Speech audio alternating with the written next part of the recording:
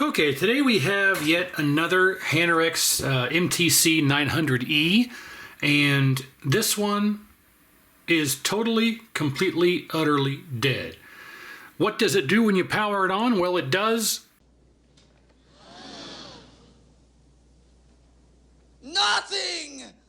Absolutely nothing! So we need to figure out why. Well, every time I've ever had one of these that was completely, totally, utterly dead, it's always the same reason. And it turns out that this one is no exception. But to give a little background here is, how do you know which one of these you have? Because there's an MTC 900/E DE1 and DE3. As you can see, there's two different cap kits available. There's DE1 and DE3. Well, how do you know which one you have? Well, the board itself doesn't help you out because it says stuff like DE6 on it. DE06, then the interface board is IE6. So you think, okay, I have a DE6. Well, no, you don't. You've actually got a 3, because if you look on the side here where it says chassis number, it says 3. So this is a DE3. Now, if you don't have that decal, well, I'm not quite sure how you'd know, because there's not much difference. But so we have a Hantarex MTC 900E DE3, and it's totally dead. It does nothing. So okay, well, you think, let's check the fuses. So there's two fuses over here. There is one right here. That's good. And there's one right here, and that's good. So okay, fuses aren't blown, which should indicate that we have a power supply that's not exploded. Should indicate we have a functioning voltage regulator. But just to check it, we can go negative lead in one of the screw heads. We should have like a 0.2 voltage drop to one leg, because it's going through the 220 ohm resistor here. And if we touch one leg, we should get yeah, 0.27. The other one should be, I think.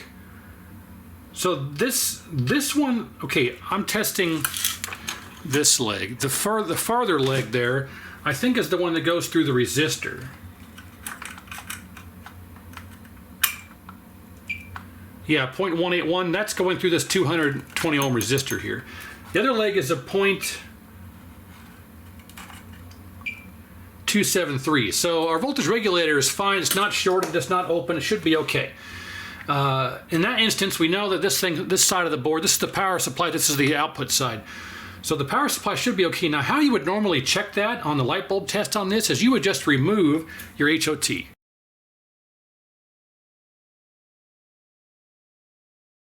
Every time you have one of these that does absolutely nothing, that means the horizontal circuit is not energizing. Well, why would the horizontal circuit not energize? Well, it's always because of this transformer right here. This is the horizontal output transformer, not to be confused with the horizontal output transistor. So the the B plus comes through the power supply, goes through this transformer to the HOT. So if the transformer is faulty or has an open winding, you're not going to get any power to the HOT to turn on the high voltage, to turn on the system. So it does nothing. So if we look at the back side of this, there are two windings across that transformer. We have our input side. This winding here is our input side. This here should be our output side. And it corresponds to the output here that runs over here to the HOT, and this is the input coming from the power supply side. So if we ohm out the output side, we get 0.2. If we ohm out the input side, we get nothing. So the input winding for our horizontal transformer is open. And that's the case on almost every one of these that ever has this problem. It's always that transformer. And if we look at the transformer more closely here, we can clearly see green corrosion on that leg, which is the output side. So that's still holding on amazingly. But the input side, there is more green corrosion right there, and more right there. So yeah, our transformer is bad. So fortunately, you can try and repair it, and it's repairable. You know, if you just scrape the edge of the wire, wrap it back around there, and resolder it, you'd probably be okay.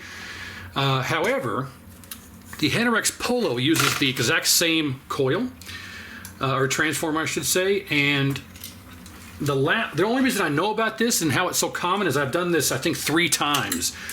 And the last time I had this happen, I stole the transformer from this Hantarex Polo parts chassis. As you can see, it's been picked clean.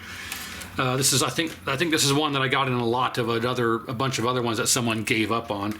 That's why it's a parts chassis. I probably could have put it back together, but I didn't want to do it because I need parts. So I happen to have like 4 or 5 of these Hantarex Polo parts chassis laying around, and as luck would have it, I've got another one right here. So I can steal this one off of this, put it right on there, and be good. But before we do that, let's just see if we can spot where this is bad and maybe just fix it, but it's just going to happen again. So I'd like to just replace the whole thing. You can just see how in bad a shape that it is. Yeah, I'd like to see where it's open. We know that this winding here is good.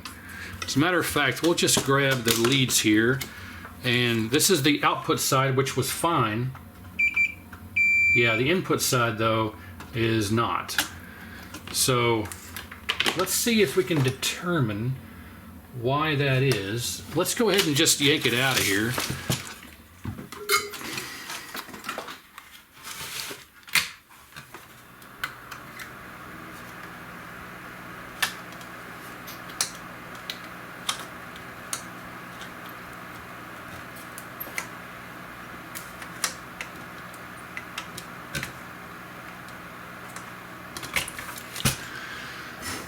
Desoldering braid, who needs that?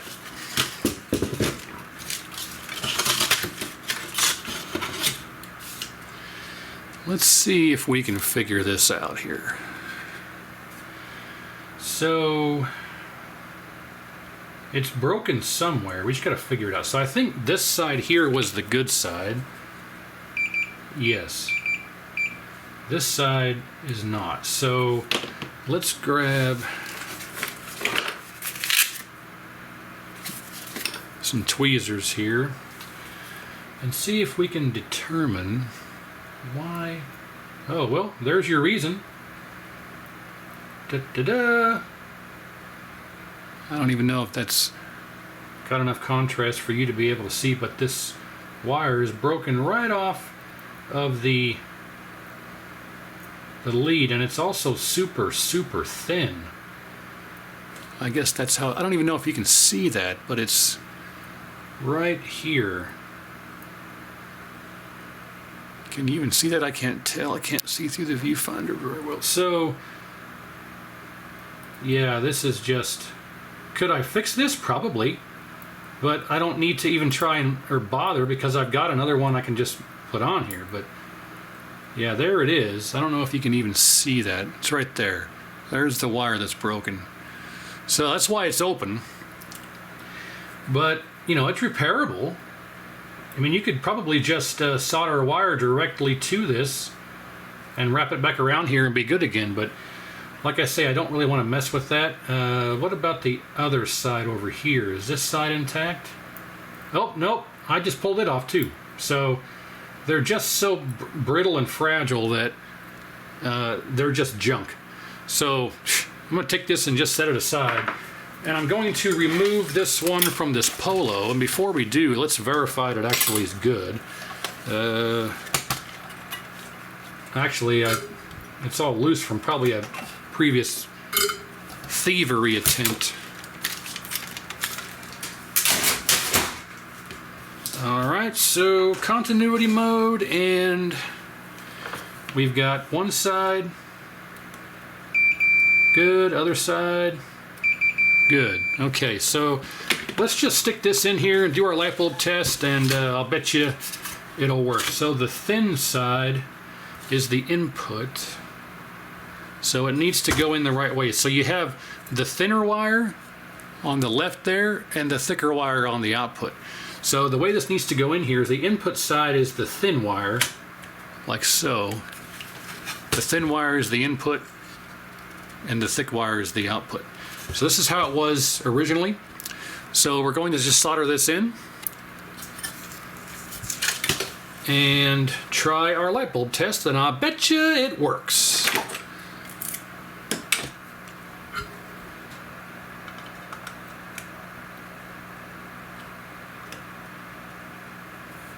And of course, I'm not sure if I mentioned or not, but the HOT is actually, yeah, it's physically removed. So if you ever want to do this on your own, you can do the light bulb test by just completely removing the HOT.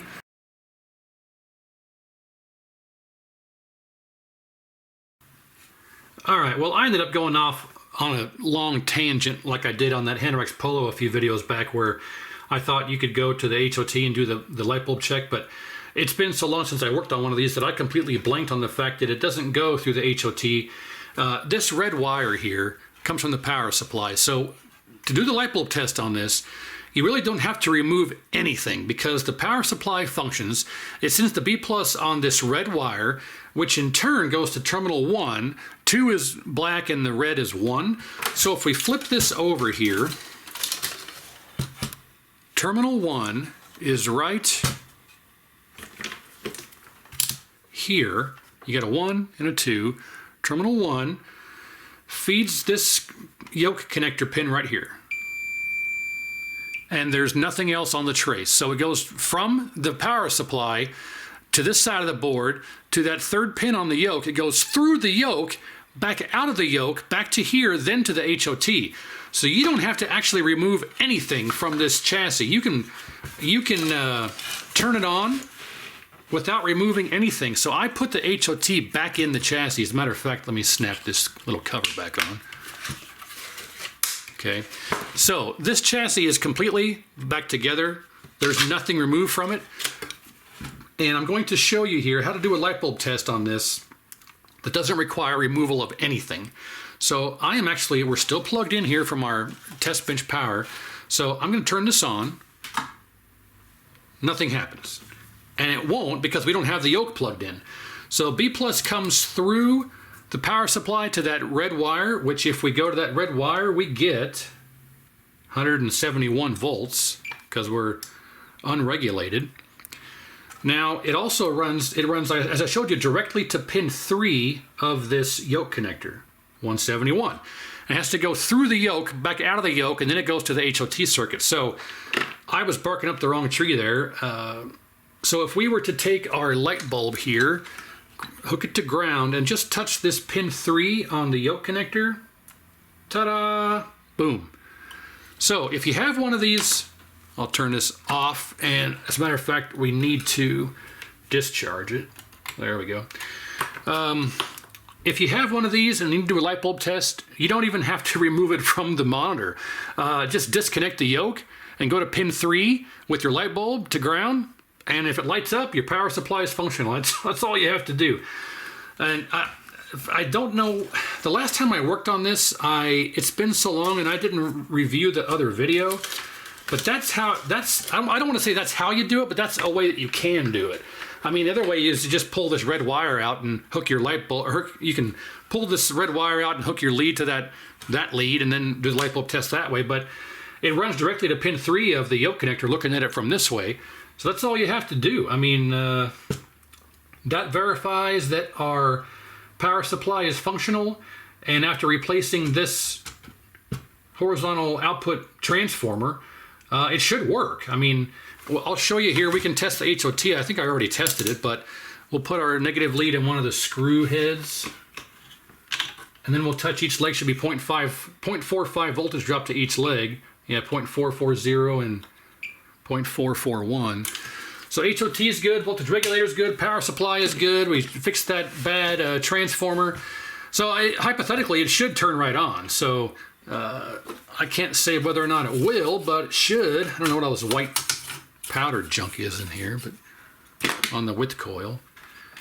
This here's your linearity coil. If you have linearity problems, you can just take a screwdriver here, and you can put it in here and just turn this metal, I don't know, cylinder here, and that'll change your horizontal linearity, but that all seems intact. So I think the only thing wrong with this was that transformer with the open winding, which is the most common thing that there is. And then of course I I don't want to put incorrect or wrong information out there. Nobody wants that. So for some reason I was thinking like this was any other chassis where you just take the HOT out and go to the HOT leg.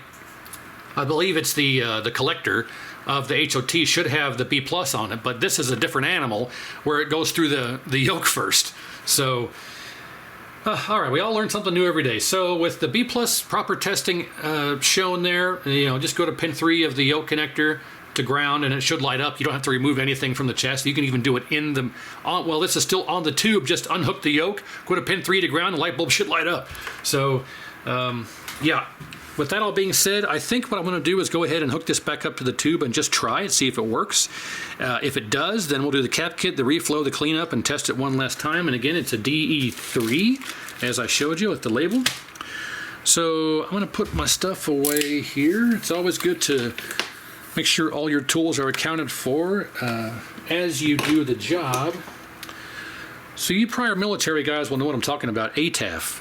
All tools accounted for. I think there's 5 times you do ATAF while you're doing your procedure. You do it before you start the job, you do it during the job, you do it when you're done with the job, and then when you get back to the toolbox. I think it's just 4, I forget. It's been too long. Before the job, before the job, when you get to the job, during the job, when you're done with the job, and when you get back to the toolbox. That's the 5 times you do ATAF. Anyway, that's not part of this, but you military guys out there will know what I'm talking about. All right, so tools are accounted for. Let's put our stuff away. I'll take my DE1 kit, put it back down here, and set the DE3 kit aside. All right, so I'm going to get this back on the tube just the way that it is, and we will fire it up, see if it has life and what it looks like. That way, when it's done being worked on, we'll know if it's better or worse, or it's always a good idea, if you have a chassis that's at least functional, to test it before you work on it. Because if we're done working on it and all of a sudden we have collapse or a cap explodes or something's wrong, partial collapse, you'll know that it was something that you did and you can go back and fix it. If you don't test it before and it has collapse afterward, you don't know if it was like that before, if it's something you did, you won't know to go back over your work because it could be something else. It's just a nightmare. So it's always a good idea to test them first if you have that option and then see where you're at. So we are going to do that, just that exactly. And I need to put this there. We'll grab lay tube. Oh. We'll grab lay tube here and spin her around. Okay. And this should just go straight in like this. Like so. Make sure we hook it in place, set it down. All right, let's hook up our yoke. I don't recall working on a chassis before or discovering a chassis before that the B plus goes through the yoke before it goes through the HOT. That's a new one for me. Maybe they're all like that and I've just never noticed, or they work slightly differently. I'm not sure, but that is a new one for me, in my book anyway. We don't need the degal circuit, but we're going to hook it up anyway.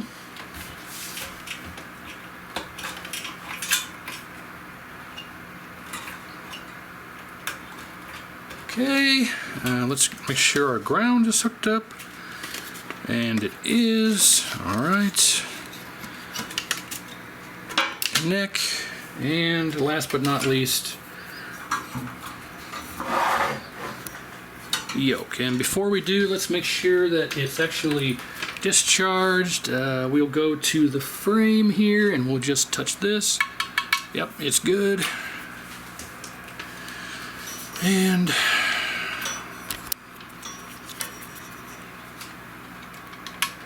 okay, so we have anode. Neck, yoke is hooked up, ground. There's no remote board. Now we just need power and video. So yeah, anode, neck, yoke, ground, power, video. There's no remote. So yeah, all the pots are on the board. And Come on, too close. There we go.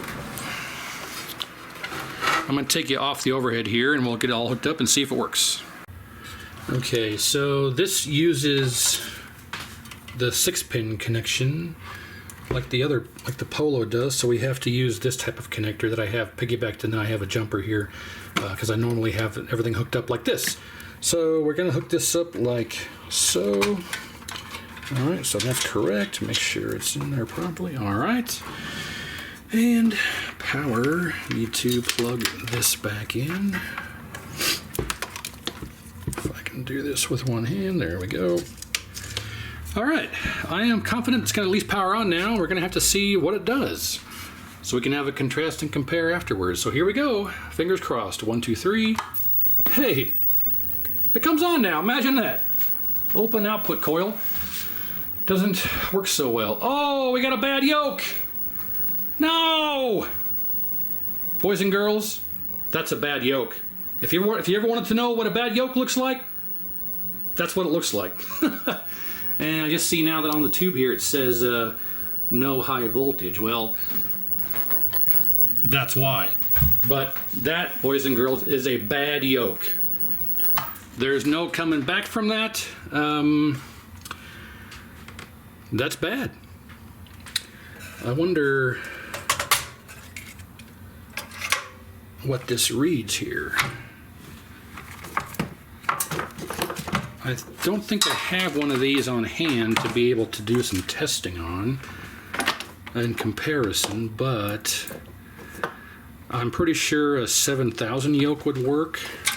It may be worth doing another video on, a separate video on this to see if we can get it working, but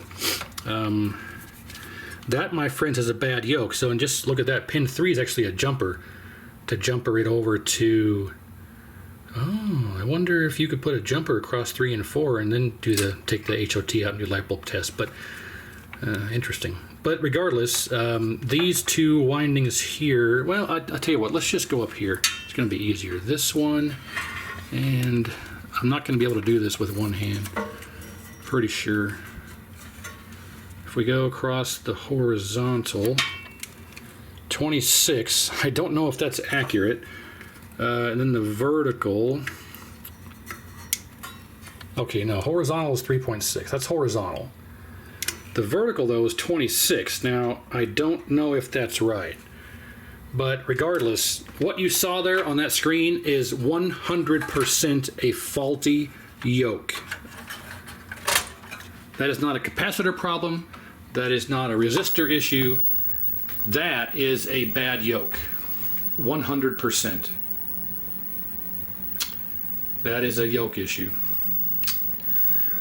Darn it. You know what? Let's go ahead and just pull that yoke off of there and take a look, because I'll bet you that there's a bunch of burned up windings. Dang it. That is very unfortunate. Well, tube swap time. I mean, pretty sure this is compatible with anything that's standard res, like a 7000 or so. We could do a tube swap, but that is bad. Okay, well, let's do some playing around with it, see what we can find. All right, so the yoke is off, and as suspected, the news is not good. If we turn over and look, we've got this. I think somebody spilled some type of liquid in here, which is why this thing probably got corroded, and so did that. Only way this happens is from somebody spilling something in there, and I just wonder if we can, because this, what happens here is whatever this is, it eats away the coating on the magnet wire, and it causes the strands to short to each other. So there's really not much that you can do in this situation. Because if you saw our, hang on, as a matter of fact, let's read this again. Pretty sure that we're not supposed to have that high of a reading on here. For, what was it? For the vertical, that was horizontal. Vertical, 26.7. I wonder if that will, if that is going to change as we work on this. So let's actively monitor this.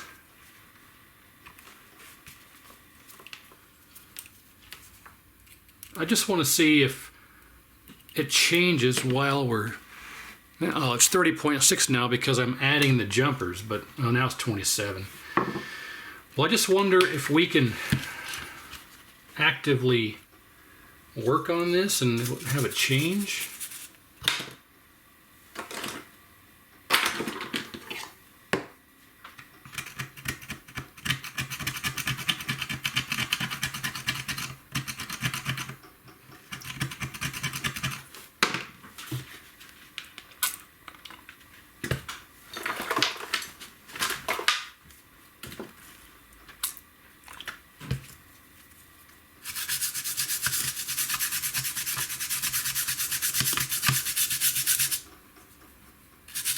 I mean, it's even down here.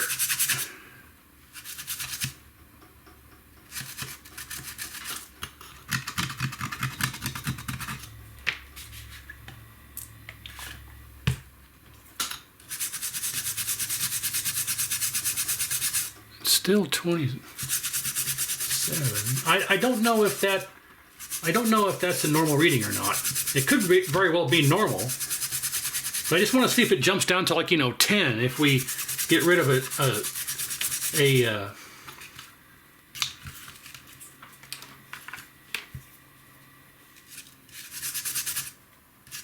short.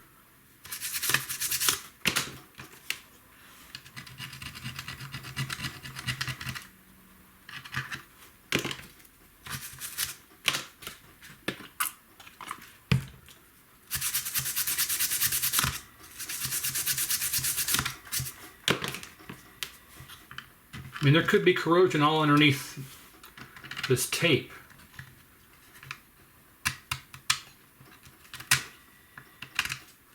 Doesn't appear to be, but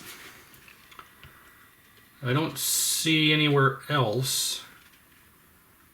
It's just right here.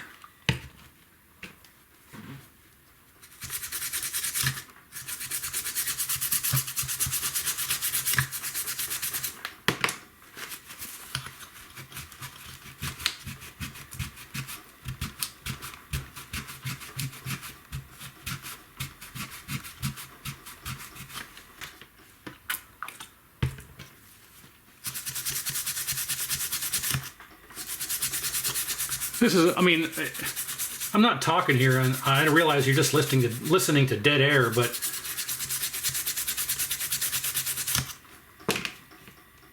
I'm just not confident that we'll be able to bring this back.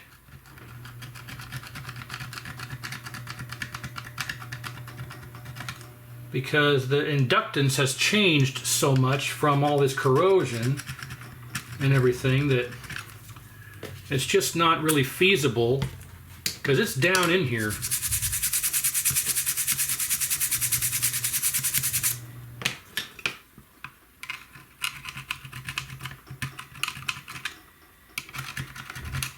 Yeah, there's not going to be any way to fix this. I think I'm just going to have to probably do a yoke swap on this, because I've got a yoke I can use. Let's see if I can grab one and maybe it'll work. Let's find out.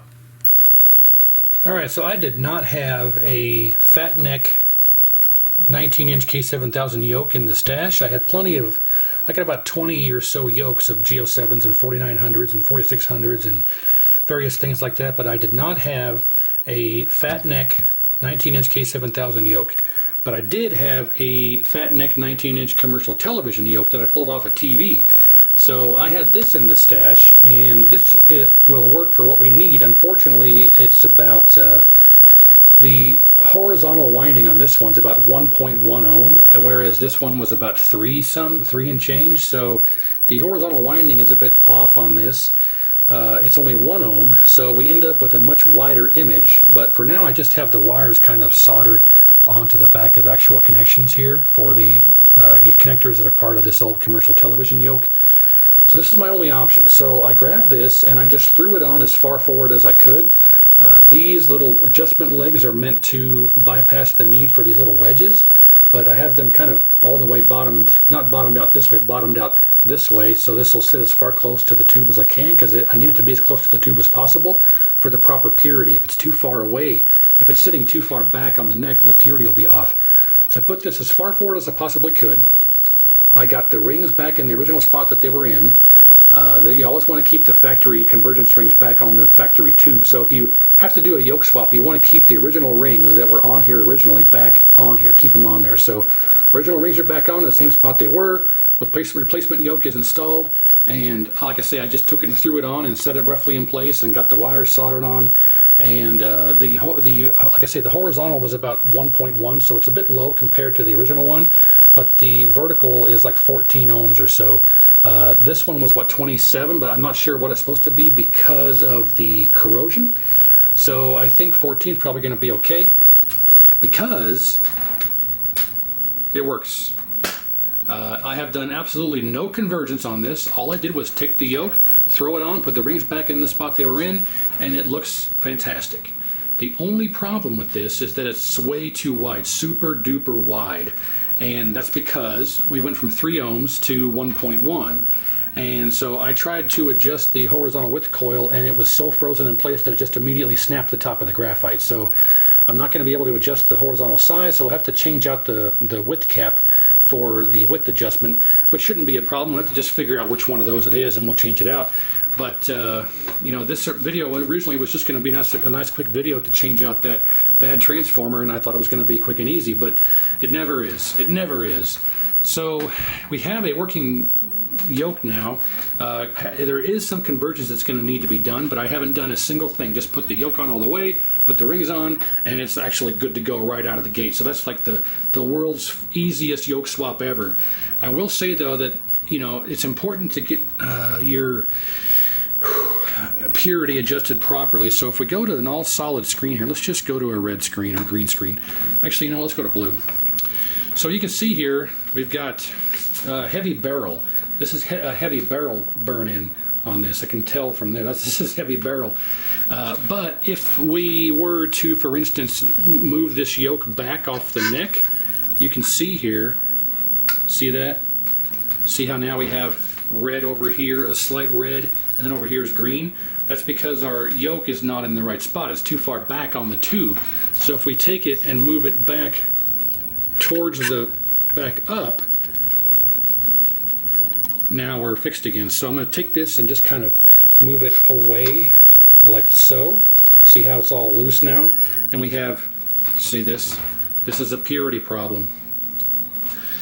The yoke has to be in the correct spot. So if we take it and move it back up towards the tube, fixed. So that's what purity is. So we have to make sure we get that in the right spot.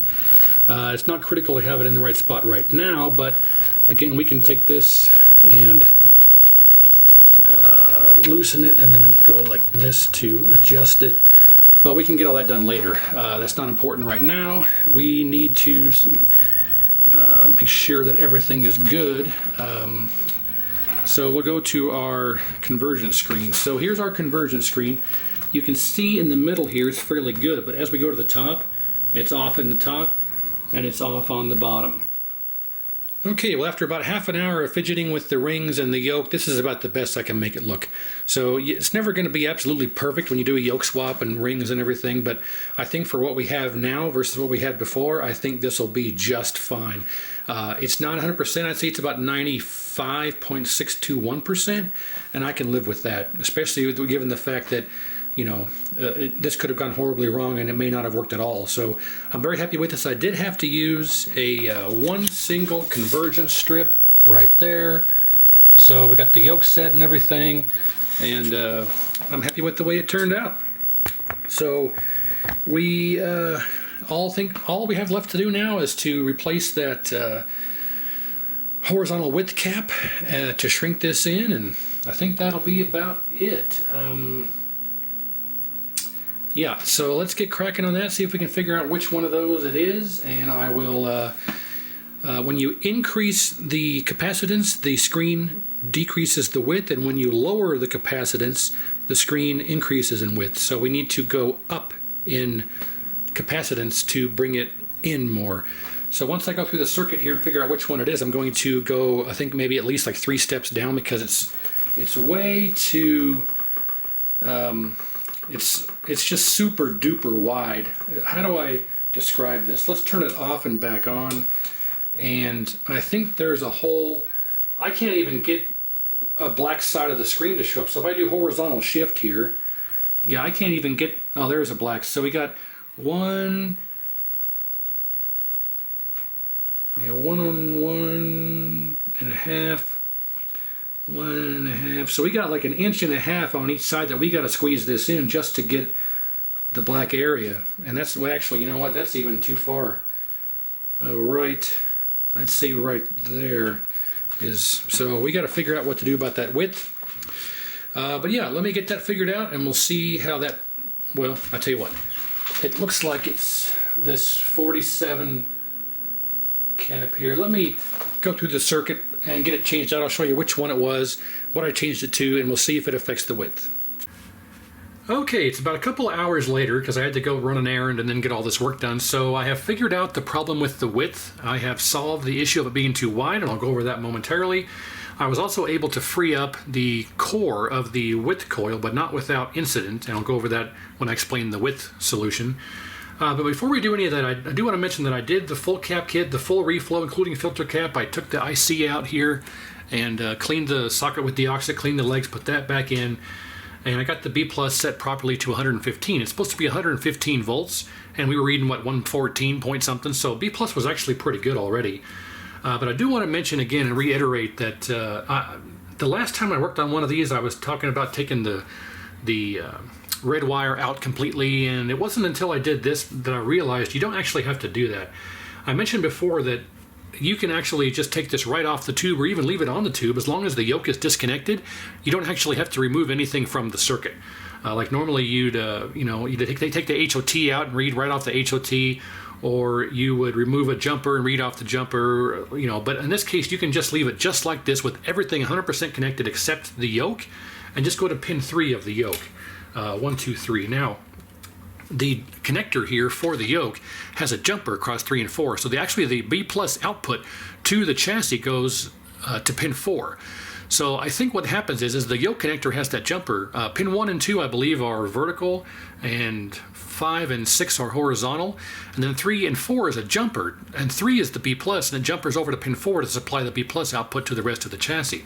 So I think that's because it's a safety feature. So if you plug up, if you power up the chassis with the yoke connector off or disconnected, it won't damage anything. So I think that's a redundant safety feature of having the B plus go through the connector. So I had mentioned before that the B plus goes through the yoke, out of the yoke and back to the chassis. Well, that's not correct. It actually just goes across a jumper in the yoke connector. So pin 3 is the input from the power supply. It goes across a tiny jumper across 3 and 4, and pin 4 is the output to the rest of this here. So when you do this, it's very important not to touch pin 4, because if you touch pin 4 with your jumper, it's going to send the B plus to the flyback, and it's going to, you're going to have a bad day. So you want to make sure you're only touching pin 3. If you don't feel safe doing it this way, you can just take the red wire here and pull the red wire out and clip on the red wire and do your light bulb test that way. But if you don't want to, it's a lot easier just to go to pin 3. Make sure you're not touching pin 4. And then, so 1, 2, 3 on the yoke connector, and go to ground on the frame. And we'll go to volts DC, and if we power this up, there's our light bulb. And we should have 115 volts. I'm not sure if I can go to, no, I can't go to the pot, so we'll try and we'll just go to the red lead here, and there you go, 115.8. I don't really want to touch the alligator clip. I don't want it to bump over to pin 4, and then this will zap me. So the negative lead's here in the frame, so if we just go to the red wire here, which is on post number 1, there's our 115.8. It's slightly high, so we'll go down to 115. You can't see what I'm adjusting here. Here's the pot up here. Let's go down to 115, closer to 115 here. 115.2, we'll call that good. All right, so there's the proper B plus setting. I wanted to go over that one more time before we kind of proceeded. So the light bulb is still connected, so that discharged everything with the load on the system. So we'll disconnect power and set our meter aside and disconnect all this. Okay, so that's how you do the light bulb test on the 900E. Also, I was incorrect. This is not a DE3. This is a DE1. So even though it says on here, it says chassis number 3, a lot of the caps didn't match. And it turns out that the caps on the DE1 cap kit matched all this. So this is a DE1. Even though it says chassis 3, it's actually a DE1. So I'm not sure the discrepancy on that. I'm glad I ordered one of each of those kits because I wasn't sure which one of these it was, but it turned out to be a DE1. So now, last but not least, the width coil here, trying to get that core out of there. I don't know what this white junk, this white powdery junk was that was all over this, but it just completely disintegrated on me. The whole frame, the whole plastic part at the bottom just turned into a bunch of mush and fell apart on me. So I had to strategically bend this around, get the wires straight, make sure it's all seated properly, and then just put a bunch of hot glue in here to hold it in place so it's nice and secure. Doesn't go anywhere. And I was able to go to the bottom because the bottom is open here, and I was able to spray a bunch of deoxit in there and let the deoxit penetrate into the threads of the core, and I was able to successfully free it up. So what I did was I extracted the core and turned it around and put the broken part down this way, and the non-broken part is up this way now. So now, with all that done, I can successfully turn this like so.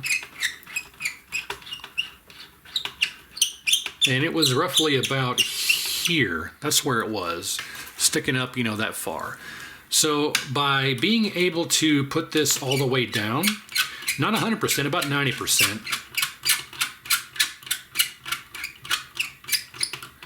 so there's 100%, come back a little bit so it doesn't get stuck in the future, right about there.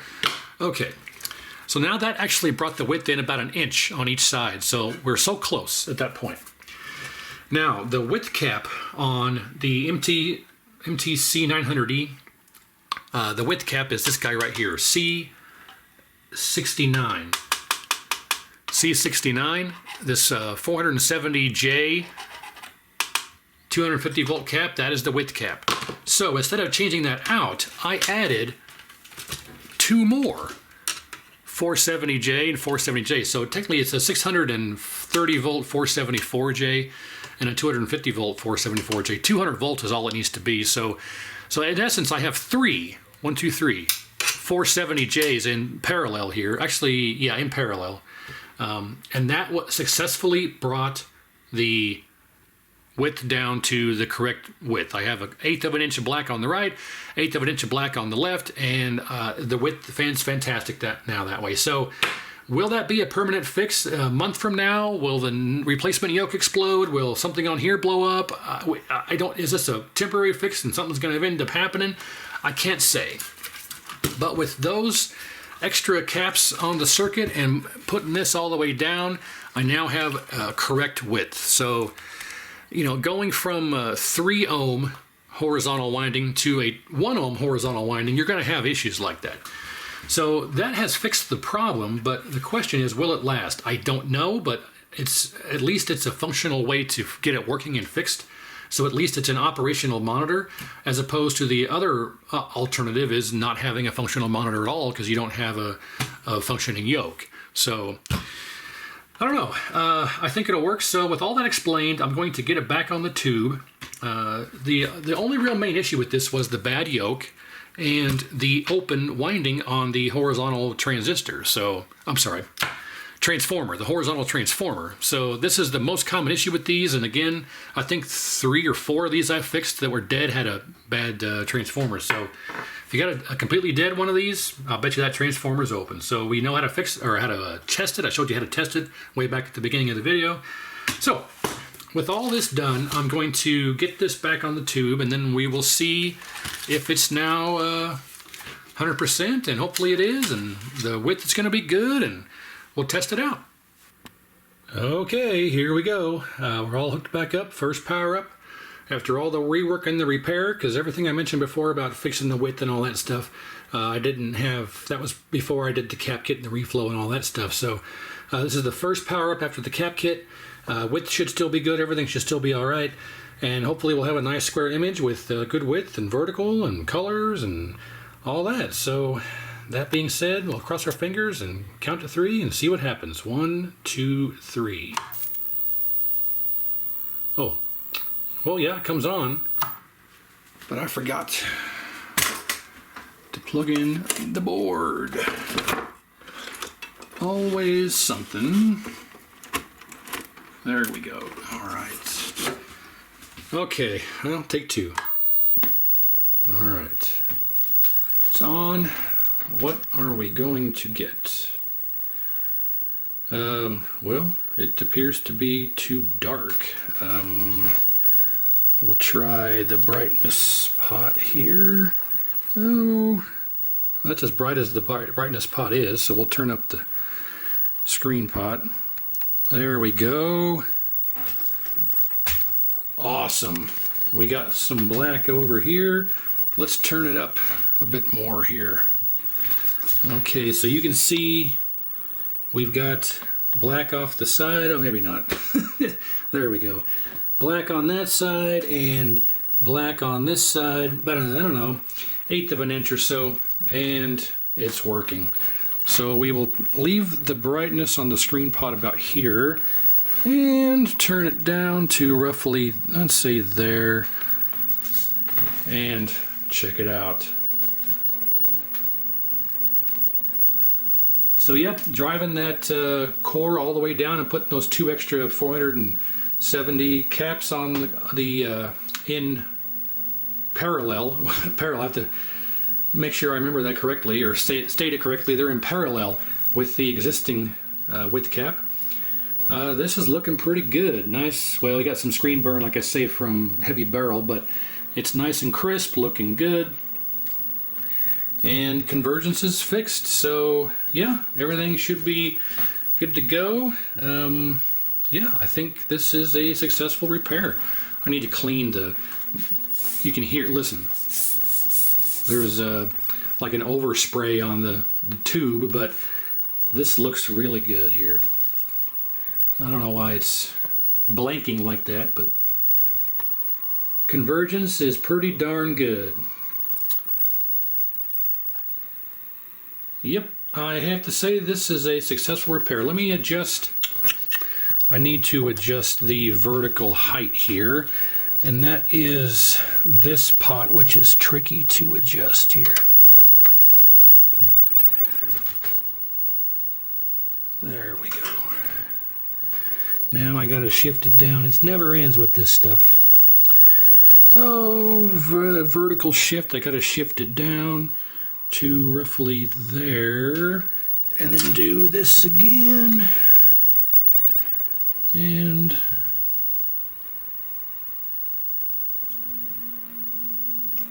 that'll work.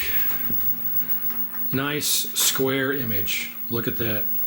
Colors are good, picture's good, no wave, no nothing. So yeah, let's call this a success. Will this last with this television yoke on here and monstrosity? I forgot to mention that the rings completely fell apart. The original ring assembly, when I was trying to adjust it off camera, I loosened it up. I can't even grab it now. And the entire thing just disintegrated into a bunch of pieces. All of the rings fell out and broke. So just so many years of being heated up and cooled down, heated up and cooled down right here on the end of the neck on the tube, on the heater circuit. It just, I tried to adjust these. So when I was doing this earlier, I was just moving the entire assembly. When I tried to actually move the individual rings, they just collapsed and fell into a million pieces. So I had to use go grab a different ring set. And that's what I was able to get done. With this ring set, I was able to get the convergence done. So I think it's blinking because of the all blue. But anyway, if you notice that's different, that's why, because the original one just fell apart from being baked all these years. So kind of like some of you people out there. So, all right, well, we'll call it a success, thumbs up. I'll have to clean the tube, but even with the screen burn and everything, the tube is very nice and vibrant. So have to use it for whatever the owner of this, doesn't belong to me, I should say. This is something I'm fixing for somebody up in Kansas City. So yeah, hopefully this will work for what they need, and I'm going to call it a success. So time will tell if it blows up in a month or lasts for 10 years. Who knows? But thanks for watching. Hopefully you learned something. Like, share, and subscribe, and we'll see you next time.